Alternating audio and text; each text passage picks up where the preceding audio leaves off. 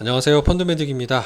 지난번 시간에 차이나 전기차의 상위 10개 종목, 대략 한 65% 가까이 차지하는 상위 10개 종목의 2022년 말 기준 평균 영업이익률이 한 30% 가까이 육박할 정도로 이익 성장률이 좋다, 이익이 좋고 펀더멘털이 좋다는 뜻은 조금 존버할 만하지 않을까라는 어떤 희망을 좀 드린 바가 있고, 오늘은 올해 실적을 좀 리뷰를 해보려고요.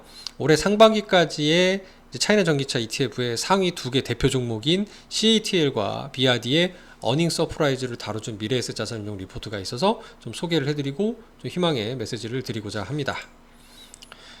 미래에셋 자산운용이 참 미안할 것 같아요. 고객들한테 이 만원짜리 이 공모가로 출시가 됐던 ETF가 거의 2배 넘는 성장을 보였다가 다시 원점 만원 밑으로까지 내려갈 정도의 큰 변동성을 보여줬기 때문이죠. 사실 우리나라 2차전지의 ETF 역시도 굉장히 큰 변동성을 보여준 바가 있습니다. 그만큼 장기적인 메가 트렌드, 성장 이 부분은 좋지만 이 주가는 확실히 좀 더 크게 변동하는 속성이 있어서 우리 투자자들이 힘들게 하는 부분이 있어요.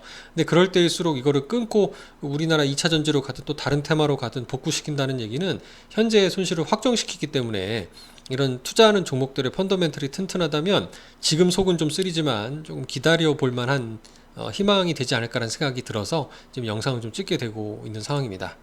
저도 좀 물타기를 하고 있는데 쉽지 않습니다. 하락하는 거에 물타기 하는 건 정말 밑 빠진 독에 물 붓기 같은 느낌이 드는 거죠. CATL하고 BRD의 2개 종목의 비중은 이게 6월 말자 기준이었는데 대략 한 22.9%가량 됩니다. 먼저 CATL부터 확인해보면 세계적인 배터리 기업이죠. 미국 견제 IRA 법안에도 불구하고 상반기 어닝 서프라이즈인데 그 규모가 매출액 기준으로는 전년 대비 56%, 순이익 기준으로는 전년 대비 63%가 증가했다는 거예요. 굉장하지 않습니까? 이 주황색이 예상치고요. 이제 진한 남색이 이제 실제치인데 그 예상을 뛰어넘는 실적을 계속 거두고 있는 걸 볼 수가 있습니다. 세계 배터리 시장의 점유율에 있어서도 CATL과 BRD 2개 회사의 비중이 공이 크게 큰 폭으로 늘어나고 있고요. 대부분 보합 내지 약세를 보이는 것 대비 큰 폭의 성장을 보이고 있고 2개 회사 합치면 무려 50%가 넘는 비중임을 확인해 볼 수가 있습니다. 워낙 유럽에서는 지금 중국 배터리들이 사실 기술력을 또 떠나서 굉장히 좀 저가 공급 과잉이기 때문에 덤핑 경쟁이 좀 일어나서 좀 그런 부분을 경계하고 자국의 배터리 산업이 고사하는 거 아니냐라는 그런 걱정되는 뉴스도 많이 나오는 상황이긴 합니다. 두 번째 BRD 얘기고요. 세계적인 전기차 기업입니다. 워렌 버핏도 투자하는 기업이죠. 어닝 서프라이즈와 더불어 역대 2번째 실적을 기록했다. 매출액과 순이익 기준으로는 매출액은 전년 대비 67%, 순이익 기준으로는 145%의 순이익을 기록을 했다고 합니다. 순이익도 기대치 대비 상회하는 모습을 보여줬다고 하고요.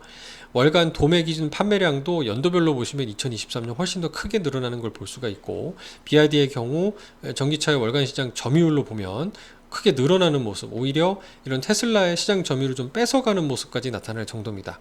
여러 가지 원인이 있겠지만 사실 테슬라를 투자하거나 테슬라를 타시는 관점에서는 이 안에 그 자율주행을 할 수 있는 그 셀프 드라이빙 기능이 굉장히 좋다라는 거를 생각을 하고 계실 거예요. 이게 어떤 구독 모델로 장기적으로 자동차를 팔아서 돈을 벌겠다는 게 아니라 이런 구독 시장에 어떤 테슬라의 강점이 있는 건데요. 마치 그 애플 그 유저처럼 말이죠. 근데 BRD의 경우는 그런 게 좀 약하지 않을까 생각하겠지만 그런 자율주행에 대한 연구도 계속 시도하는 것을 좀 뉴스를 통해 확인해 볼 수가 있고, 그다음에 무엇보다 저는 좀 비전문가 관점에서 자동차를 보니까 이 디자인 관점에서도 BRD가 상당히 진화되는 것을 볼 수가 있습니다.